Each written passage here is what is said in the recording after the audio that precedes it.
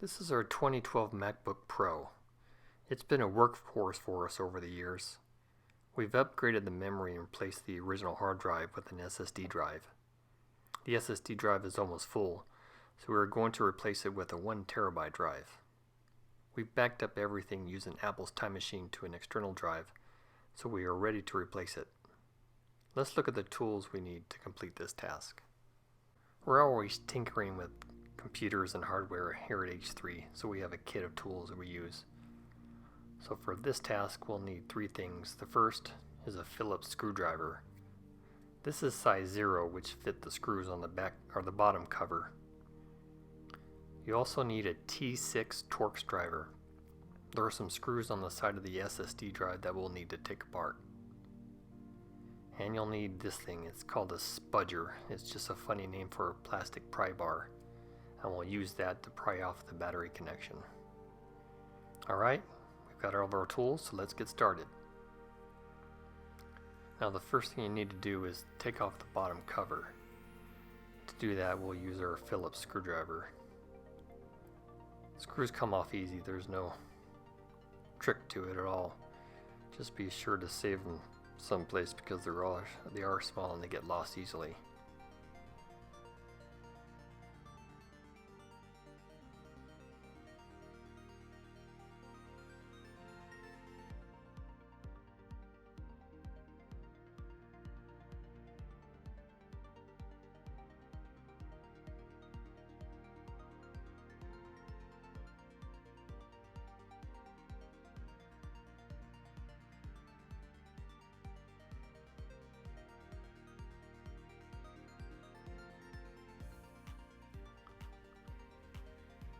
There are 3 screws in the upper right hand portion of the MacBook Pro, and these screws are longer than the other ones. So you want to make sure that you replace these screws in the correct position. So go ahead, and after you take them out we'll show you how they are a little longer than the other ones. So make sure you put those aside and don't mix them in with the other ones. Okay, just couple more to go here. Bottom cover should come off easily. So depending on how long you've taken off the cover, if you never have, you might see a lot of dust in here. So the next thing to do is pry off the battery connection with your spudger. Just be careful not to poke anything. There we go. That's good. Okay, now we'll remove the old hard drive. There's a retaining bracket that holds it in. There's 2 Phillips screws that need to be loosened. So go ahead and take those off.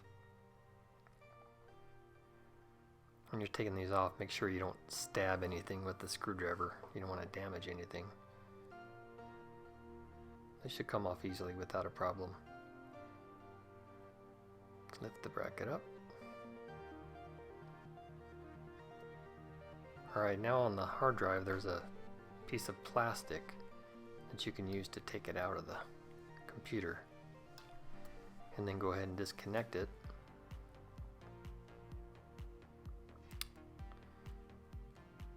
Alright, good. We've got everything taken apart. Now the next step is to replace the screws. Take the screws from the old drive and put them in the new drive. These are the Torx screws that I mentioned earlier. So you have to take them out of the old one and put them in the new one. You can now put the new drive in there. Now these screws are used to fit in slots within the MacBook Pro. So just go ahead and line it up, go ahead and connect it back. Just like that, it'll snap right into place. Then you got to find the slots that the Torx screws fit in. So as soon as you do that, you'll find it'll fit in nicely. That's good. I start to put the retaining bracket back in here, and in just a few seconds I'll realize that I forgot to put the plastic tab on the hard drive, so I'll have to take off the retaining clip again. There we go. So just lift up the hard drive again. And the plastic tab should have a bit of adhesive still on it. This is the second time I've replaced this hard drive and I haven't had to replace the adhesive. Let's go ahead and put that on there. Slide it down and then put the retaining bracket back on.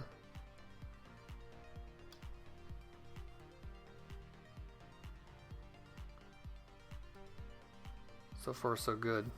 It's fairly simple to change the hard drive. And now snap the battery connector back in. Good. Alright, now we can put the cover back on. Now when you put the cover back on, you're simply just reversing the steps of taking it off. Make sure you line it up correctly. Now remember, in the upper right hand portion are the longer screws, 3 of them. There they are. So go ahead and put those in. I put them in first so I don't mix them up with the other ones.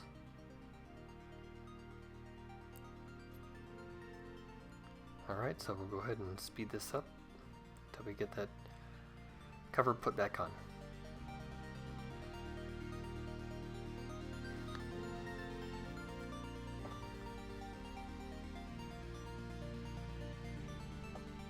I am missing a screw down there at the bottom.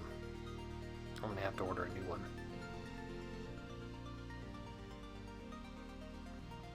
Alright, now that the screws are in, we can restore our data. So what I did last time was I restored from a Time Machine backup. Now the easiest way to do this is when you turn on your Mac, there's nothing on the hard drive, so you're going to need to start up in Mac OS recovery mode. And you do that by holding down the command R. It'll start up and you'll see a spinning globe. And once you do that, you can release it. Now if you're restoring from a Time Machine backup, there's a little menu here and you select the first option, Restore from Time Machine Backup. And it'll lead you through a series of menu options to do that. First you'll choose the backup drive and then the backup itself. And then of course you'll select a destination. The problem I ran into is the backup always completed, but whenever it would restart, it would freeze. It took about an hour to restore the data, so every time I did this I lost an hour. So I actually had to come up with an alternative. Now when I backed up my data originally, I was running Mac OS Catalina.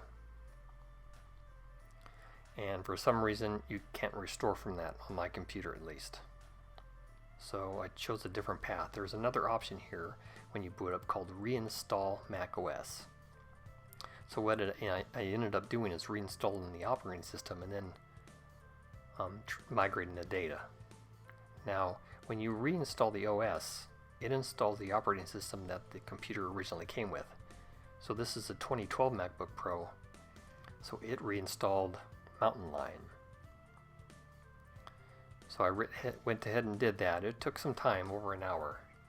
And then from there, I used the Apple App Store to install Catalina. And now once that was done, I then migrated my data from Time Machine. So there was an extra step in there in installing the old operating system and then the new one.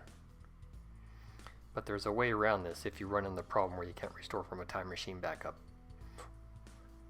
What you can do is create a bootable flash drive. Now Apple has instructions on that, as you can see here. What you do is you take a flash drive that has at least 12 gigabytes of space, and you're going to run some commands from the terminal to create the bootable drive. Now if you're comfortable doing that, the commands are listed here on the web page. So despite the hiccups, we got all of our data restored and our 1 terabyte drive is up and running. And I'm pretty convinced it won't take us long to fill it back up. That's all we have for this video. If you have any comments, please leave them below. And if you haven't already, please subscribe. And as always, thanks for watching.